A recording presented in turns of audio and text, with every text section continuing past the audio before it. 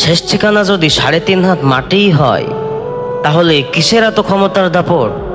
ভোর ৫টায় মৃত্যু, সকাল ৬টায় জানিয়ে দেওয়া হবে মাইকে, ৮টায় শেষ গোসল, ৯টায় তোমাকে নতুন কাপড়ে সাজানো হবে, জোহরের নামাজের পরে তোমাকে আলিশান বাড়ি থেকে বের করে দেওয়া হবে, ২টায় তোমার জানাজা পড়ানো হবে, ২:৩০টায় তোমাকে কবরে নামিয়ে ফেলা হবে।